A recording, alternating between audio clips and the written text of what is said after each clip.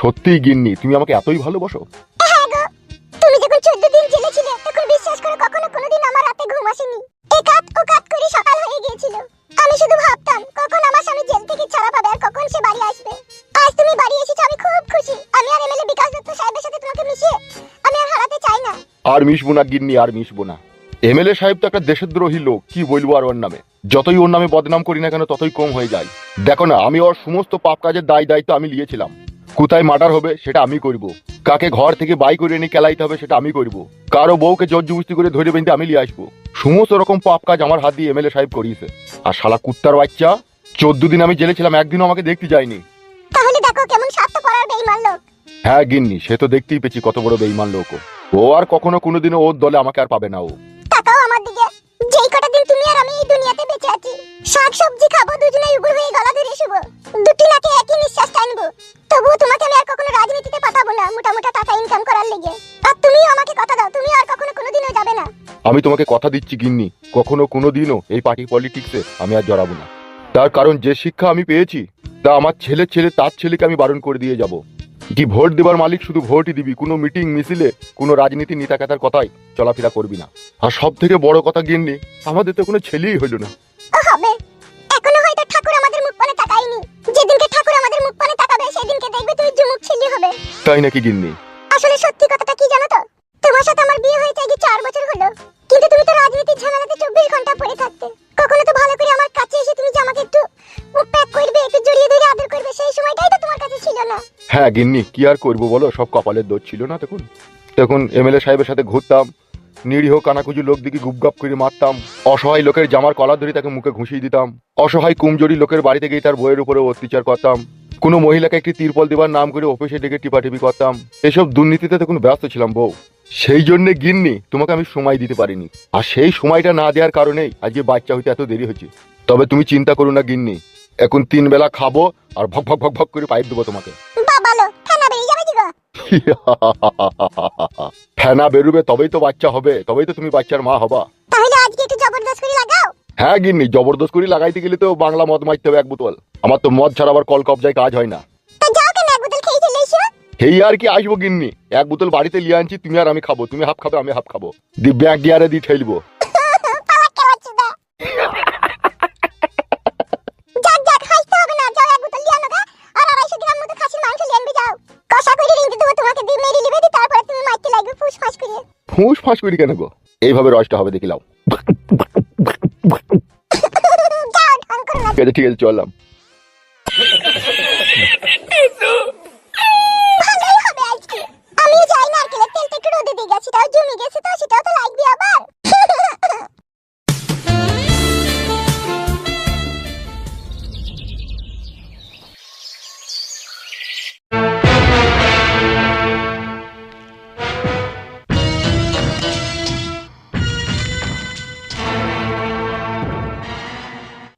মনকে আমার যত চাই যে বুঝাইতে, মন আমার চাই তুই দেখি ন্যাংটো করে মারতে। পাগল মন রে, মন কেন এইরকম কথা বলে? বড় ভাই, আমরা গিয়েছিলাম গো, কত হাতে পায়ে ধরে বুঝিয়ে বলেছি গো ভাই। ওর বউ বলছে কখনো আর রাজনীতি আমার স্বামী করবে না, এমনকি আপনার সাথে আর দেখা করবে না বলেছে। চিরদিনকার জন্য পার্টি পলিটিক্স থেকে বেরিয়ে চলে গেছে। বিশ্বাস করো ভাই, এবার আপনি বলুন কি করবে এবার আমরা। আর যদি আপনার বিশ্বাস না হয় তাহলে আপনি আমার সাথে চলেন। বে, তোদের ডিএন যদি চেক করা হয় সেখানে মানুষের ব্লাড পাওয়া যাবে না কুকুরের ব্লাড পাওয়া যাবে বলতো? এই বড়, আমরা মিথ্যে কথা বলছি নাকি আপনাকে? কুত্তার বাচ্চা, মাথায় নষ্ট। আর এই মনে আমার অনেক কষ্ট রে। বড় ভাই, আপনি না বিশ্বাস করেন তো আপনি আমার সাথে চলেন। দাদা আমার এই বানাটাকে বলবে গুদ বানানির ভাই, শালা শালা বৈদ্যু, শালা মাঙের তেনা কপালি ছোঁড়া। বড় ভাই, এইভাবে ব্যাড ল্যাঙ্গুয়েজে গালাগালি দিতে আমার ভালো লাগছে আমাদেরকে। গুদ মারানির ভাই ছোঁড়া রে, মানে আমার দুলা ভাই। গাল দেওয়া যাবে না, আমারই খাবি আমারই পড়বি, আমার সাথে গাদ্দারি করবি, আবার ভাষা খারাপ করে গাল দিলে আবার বলছি ব্যাড ল্যাঙ্গুয়েজে গাল দিছো। বহুত বড় মাদার চোদ বে তোরা। হবে লোকটা তো তোরা আমার উসুইরে বাচ্চা যখন আসতে চাইনি, না হু করেছে পেটে 2-4 ঘুষু কুককাক করে দিয়ে দিলি না, কাঁটে করে চলে এলি না, সেটা তোদেরকে শিখিয়ে দিতে হবে। তো ওটা তো আপনি বলেননি, আপনি শুধু বলেছেন ডেকে আনবে। ডাকতে গেলে ভদ্রভাবে ডেকেছি, আসেনি, অভদ্র প্রয়োগ করলি না। তাহলে বড় ভুল হয়ে গেছে, আর কি করবো। সব জিনিসটা তো ভেঙে চুরে আগে বুঝিয়ে বলবেন না, নিজে দোষ করবেন যে আমাদের উপরে তখন গালাগালাজি করবেন। বে টাকা ফুল সজ্জা রাতে একটা নতুন মেয়ে একটা নতুন ছেলের কাছে যায়, গভীর রাতে মধুর পরিচয় হয় দুজনার। আদৌ মেয়েটা জানে যেটা আমার স্বামী, ছেলেটাও জানে ওটা আমার স্ত্রী, তাদের দুজনের ওপেন লাগানোর সম্পূর্ণ অধিকার আছে। কিন্তু মেয়েটা ফুল সজ্জা রাতে আগে করে খুলি খালি রেডি হয়ে ফাঁক করে বসে থাকে। কি বে মুখটা নামালি কেন? থাকে না থাকে না। কত ধস্তা ধস্তি, কত হসলা হসলি, কত কসলা কসলি, কত প্রেমের কথা, কত রোমান্টিক কথা, কত চুমু চাটা খাওয়ার কথা, তারপরে তাকে চিৎ করে ফেলা যায়। তাও ফেলতে পারলেও খোলা যায় না। আবার যাই বা কষ্ট মষ্ট করে টেনে ছিঁচড়ে খুলতে পারি, ধরার সময় আবার অনেক নাটক করে। এরকম করে তো না করে না? করে তো। তারপরেও তার ভাতার কি করে? হুঁজলি হাজলি গুজি গাজি ঠিক ফুস করে ভরে দেয়। ভরে তো নাকি? হুম। তা তোমরা দুজন কুতুমারানির ভাই যে তার কাছে গিয়েছিলা, আর গায়ে মাথায় যখন হাত বুলিয়েছো, সে যখন আসতে চাইনি, দুটো হামরা দামড়া মরদ গেছিলা, ঘা কত দিয়ে পাথায় 2-3 লাঠি দিয়ে এখানে নিয়ে আসতে পারলা না? বেশ ঠিক আছে, তাহলে আবার গেছে আনতে। আবার যাবে আনতে? তা কি করবো? আবার যাবি আনতে দিয়ে কেলুর বাবা তোদিকে ঘরে ভরি লাল চা খাওয়াবে, রাজহাঁসের ডিম দিয়ে, আবার একটু যদি বুঁটাটা বাই করে দেখিয়ে দেয় তাহলে তো আবার ভুলে যাবে। তা কি করবো মানে বলেন? সুরের বাচ্চা, আমি শুধু যাবো তোদের সাথে। আসেন।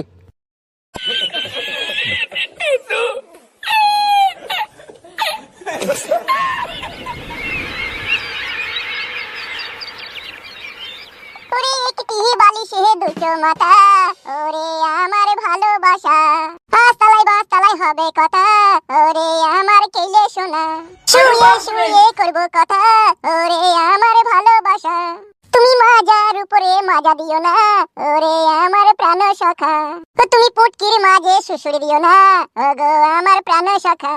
শালা নতুন বিয়ে করি শ্বশুর বাড়িতে এসে কি খুশি রে বড়া, কি আনন্দ। সকালে ঘুম থেকে উঠে ডবল ডিমের আমলেট, বিশাল গরুর দুধের 1 গ্লাস চা, সুপ সাপ করে মেরে লিচি, ঘরে আবার আই বড় শালি, তার সাথে ইয়ারকি মাইতে পেয়েছি। শালা কোনোদিন আমি ভাবতে পারিনি রে বড়া, এত সুখের দিন আমার জীবনে আসবে। So very nice god, you absolutely right. আমার কপালে এত কিছু দেওয়ার জন্য, ও গড আপনাকে কোটি কোটি কোটি কোটি মিলিয়ন মিলিয়ন প্রণাম জানাই, এত সুন্দর একটা দিন আমাকে দেওয়ার জন্য। So thank you so much. ই বা শ্বশুর আব্বা এদিকে হেঁটে আসছে কেন? কি করবো বড়া এখন? বড়া এদিকে আসছে জমাই মানুষ, আমি বসে আছি, আমাকে দেখলে তো অসুবিধা রে বড়া। এক কাজ করে বড়া, চোখটা মুজে বসে থাকে, তাইলে ওর আমাকে দেখতে পাবে না। ওগো ছেলে, ওগো জামাই বাবাজি, শুনতে পেছো? কি হইল গো বাপ জামাই, ঘুমোইছো নাকি? কে?